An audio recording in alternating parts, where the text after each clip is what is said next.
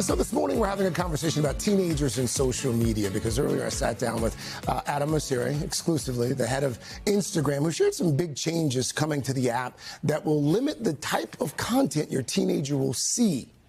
All teens get teen accounts by default, which also means that they only interact with largely PG-13 type content by default. But if a parent has the time, and we're trying to raise awareness around these tools, they can set up parental supervision and they can shape the experience into what's best for their specific teen.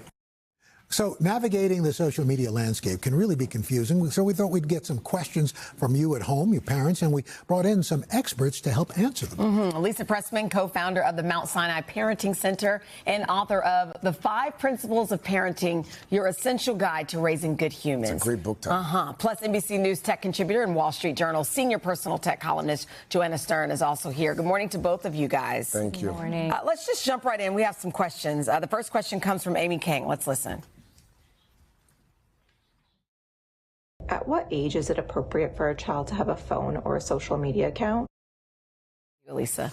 The question everybody asks, if only development worked that way, It's really not one specific magic age. It's knowing your child, knowing the skills that they have, knowing kind of their capacity, their temperament, and also remembering getting a phone is not the same thing as getting social media. That's true. That's a good distinction. What about you, Jenna? Well, I think people will hear today's Instagram announcement about teen accounts and think, okay, 13, because that's the age, right? 13 is the age you can start using Instagram. That does not mean that is the age to give your kids Instagram. But also, you just put in the age that you are. Like, I mean, I'm just not going to throw my kids under the bus, but you just say you were born in... Age verification. Age verification has become a big issue. But you can just lie. Yeah, and Meta and Instagram are saying they're getting better at that age verification by looking at how you're interacting. So you might say, oh, I'm 45 years old and I'm friends with all of these, 13-year-olds, and I'm looking at content around that. I'm glad you cleared as they told Craig, that's not a perfect science right now. Up next is Bianca Centrillo. Let's hear her question. How do I get my teen to actually follow my social media rules? That's good. That's a good question. That's a loaded question. It is, because a flag for all of us as parents is when we ask, like, how do I get my kid to fill in the blank about our rules? So I think part of this is not about social media. It's about, like, as a parent, what matters to me in terms of the limits that I set and how important are they and have I justified them? And if so, what are the consequences if somebody breaks those rules? So if, you have agreements about social media, you're reasonable, you have a good, close, connected relationship, and you're empathetic, you set those limits, and then if they're not following it, you remove the phone. What would you add from the tech side?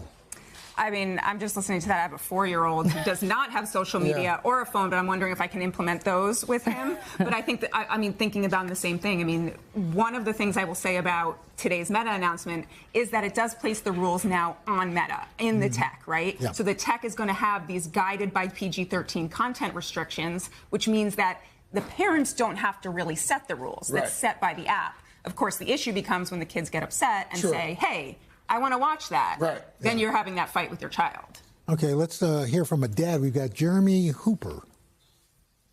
As a parent, I worry about what my kid's algorithm learns before I even may know what they're interested in.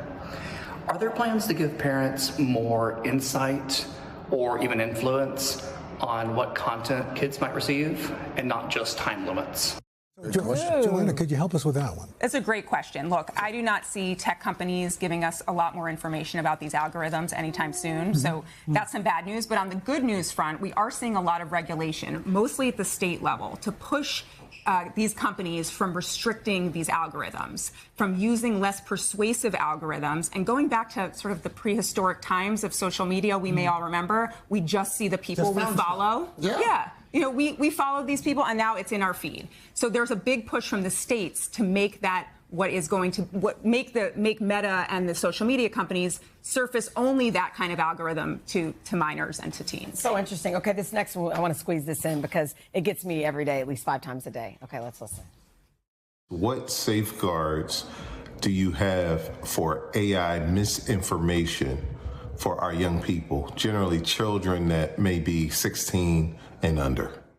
There's misinformation, and then there's just stupid videos. I sent them one the other day with this kid on an alligator. Did you see that? Yeah, it was fake. I actually legitimately. It was fake. I was like, can we get them on the show? Yeah. But also, my kids will be like, Mom, did you hear such and such and such and such did this? And I'm like, I don't think so. You know what I mean? It's tough. And you're in news. Yeah, and I know. I'm like, I'm a news person. I know better. Look, the problem of AI misinformation is something we are not hearing enough of right now from the tech companies. Yes, on the AI-generated content, most of these, when you generate video or images, they'll have a little watermark that says created by Sora, created by Meta. But those are very easy to crop out. And so that's what's happening across social media. We're seeing things that are funny and outrageous, right? But we're also seeing things that could be serious, like a storm or a terrorist attack. And so really the onus right now is on us. We have to teach our kids and we have to teach adults that not everything you see on the internet is real. I would also just add, these parental controls that we've been talking about, and they rolled out more this morning, they only work if the parents are engaged in the controls. And if they know, a lot of parents don't even know the controls exist. They don't know how to use the controls. So to your point, the onus. Sometimes the controls don't even work. Right. No, we have to be engaged. This has to be a conversation. One of the other things about what age is your adolescent ready for all of this, when you're ready to engage with them about it. Because it's work. Yeah, we have to leave it there. Good conversation, Lisa Pressman, Joanna Stern. Thank you both. Thank you. We'll do this again. Thank you. We could almost do it every day, right? Hey, thanks for watching. And don't forget, you can catch the Today Show every morning on NBC or take Today when you're on the go. Just follow the Today podcast on Apple Podcasts, Spotify, or wherever you listen.